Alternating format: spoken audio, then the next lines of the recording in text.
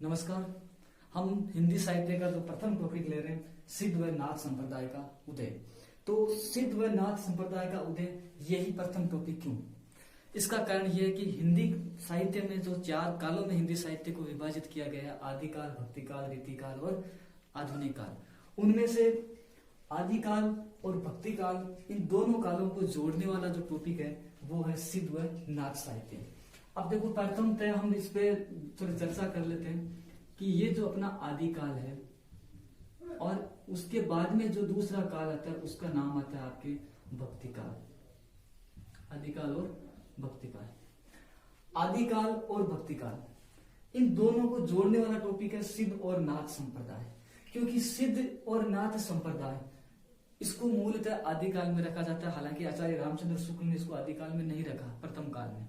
फिर भी सिद्ध व नाथ संप्रदाय का उदय जो हुआ था, उनके जो भक्ति का स्वरूप था, इसी को लेकर हम चर्चा करें। इन दोनों को जोड़ने वाला जो टॉपिक है वो हमारा आज का टॉपिक सिद्ध व नाथ संप्रदाय का उदय। सर्वप्रथम हम शुरुआत करते हैं भक्ति शब्द से। तो भक्ति शब्द की हम ये कह सकते हैं कि उत्पत्ति हुई आपके भज धातु से। भक्ति शब्द की उत्पत्ति किससे हुई? भज धातु से। देखो, भक्ति के 3 स्वरूप, एक तो भक्ति शब्द की उत्पत्ति, एक भक्ति की सर्वप्रथम उत्पत्ति और एक भक्ति का भारत में उत्पत्ति। 3 तरह से सवाल। एक तो भक्ति की शाब्दिक उत्पत्ति हुई, वो हुई आपके भज धातु से। और भक्ति शब्द का प्रथम प्रमाण कहां से मिला? सर्वप्रथम भक्ति शब्द पढ़ने को हमें कहां मिला? यूं कह सकते हैं कि सर्वप्रथम हमने कहां पढ़ा कि ये भक्ति शब्द लिखा हुआ है। तो सर्वप्रथम हमने भक्ति शब्द पढ़ने का मिला, यह हम कह सकते हैं कि भक्ति शब्द का जो प्रथम प्रमाण मिलता है वो मिलता है आपके उपनिषदों में।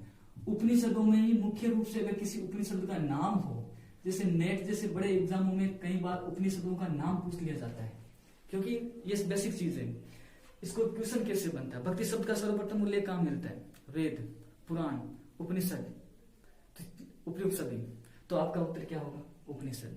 फिर दूसरा स्टेज बनता है, कठिनाई का स्तर बनता है। कठिनाई का स्तर बनता है भक्ति शब्द का उल्लेख किस उपनिषद में मिलता है? तो फिर आपका उत्तर होगा श्वेताश्वेत उपनिषद में। अब इसके बाद में भारत में भक्ति की शुरुआत कहां से हुई, इसको लेकर बहुत बड़ा विवादित विषय रहा है। क्योंकि हिंदी साहित्य का जब हम इतिहास पढ़ेंगे तो ये चीज वापस सामने हमारे आएगी। तो देखो कि सर्वप्रथम इस भक्ति शब्द का जो उद्भव भारत में हुआ, भक्ति शब्द की उत्पत्ति भज धातु से, प्रथम प्रमाण यह हमें पढ़ने को मिला उपनिषदों से या श्वेताश्वेत उपनिषद से। और इसका जो उद्भव हुआ वो हुआ था आपके दक्षिणी भारत में। और दक्षिणी भारत में इसका उद्भव हुआ। इस बिंदु को, इस पंक्ति को आपके प्रमाणित करने वाली जो पंक्ति है वो पंक्ति ये है कि भक्ति द्रविड़ा उपजी लायो रामानंद। बहुत ही महत्वपूर्ण लाइन, भक्ति द्रविड़ा उपजी लायो रामानंद। ये पंक्ति किसने कही थी? अगर आपको ये पता है तो जरूर कमेंट बॉक्स में इसका उत्तर दें। तो भक्ति द्रविड़ा उपजी लायो रामानंद, इसका अर्थ है कि भक्ति जो उपजी थी, भक्ति का जो उद्भव हुआ था वो द्रविड़ों से हुआ था, द्रविड़ जाति से हुआ था, और इसको लेकर आए थे रामानंद। अब आपके लिए सवाल यह है कि भक्ति द्रविड़ में उपजी, द्रविड़ कहाँ रहती है? भारत, उत्तरी भारत में, पश्चिमी भारत में, पूर्वी भारत में या दक्षिणी भारत में? तो द्रविड़ जाति रहती है आपके विशेष रूप से हमारे दक्षिणी भारत में। तो दक्षिणी भारत की एक जाति थी द्रविड़ जाति, वहां से आपके इसका उद्भव हुआ। तो दक्षिणी भारत की द्रविड़ जाति है, यहां से आपके भक्ति का उद्भव हुआ। अब देखो, भक्ति द्रविड़ा उपजी, यहां से भक्ति का उद्भव हुआ, लायो रामानंद। अब रामानंद लेकर आए, लेकर कहां आए? दक्षिण से उत्तर की तरफ लाने का श्रेय किसको दिया जाता है? रामानंद को दिया जाता है। और उन्होंने फिर रामानंदी संप्रदाय भी चलाया था। तो ध्यान से सवाल देखना, भक्ति का उद्भव भारत के किस क्षेत्र में हुआ? दक्षिणी भारत में। किस जाति से हुआ? द्रविड़ जाति लेकर आए। भक्ति को दक्षिणी भारत से उत्तरी भारत पे लाने वाले कौन थे? तो रामानंद थे। ये पंक्ति किसने कही थी? ये आप उत्तर इसका कमेंट बॉक्स में देंगे। तो भक्ति जो दक्षिणी भारत से उत्तरी भारत की तरफ लेकर आए थे रामानंद। अब आपके लिए सवाल ये कि रामानंद कौन थे? रामानंद रामानुजाचार्य के शिष्य थे। दक्षिणी भारत में बहुत बड़े संत हुए रामानुज, या जिसको आचार्य थे इसलिए उनको रामानुजाचार्य भी कहते हैं। रामानुज इनके शिष्य हुए आपके रामानंद।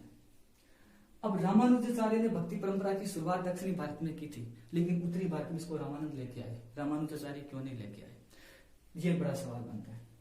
ये रामानुजाचार्य ही क्यों लेके आए, रामानंद ही क्यों लेके आए, रामानुजाचार्य क्यों नहीं लेके आए? इसका उत्तर ये है कि रामानुजाचार्य जो थे आपके, ये इनका जो भक्ति की परंपरा थी, उन्होंने हमेशा भक्ति की परंपरा में सवर्ण जाति के साधुओं को, सवर्ण जाति के सन्यासी लोगों को भक्ति में मंदिरों में स्थान दिया था। शूद्रों को उन्होंने इस अपने मंदिरों के प्रवेश से बाहर रखा था, वर्जित रखा था। इसी वजह से लोग रामानुजाचार्य से ज्यादा प्रभावित नहीं हुए थे, बल्कि रामानंद की शिष्य परंपरा में उनके शिष्यों की कड़ी लग गई थी। इसका उदाहरण मैं दे सकता हूँ। रामानुजाचार्य के एक ही शिष्य थे, रामानंद, बल्कि रामानंद के 12 शिष्य थे, जिनमें अनंतानंद, सुरसुरानंद, संत कबीर, संत रेदास, संत धन्ना, संत सेना। तो इनके 12 शिष्य होने का कारण क्या था कि रामानंद ने भक्ति का मार्ग सभी वर्ग की जातियों के लिए खोल दिया था। नहीं तो 12 शिष्य रामानुजाचार्य के भी हो सकते थे, क्योंकि उन्होंने अपनी भक्ति में कभी भी शूद्रों को स्थान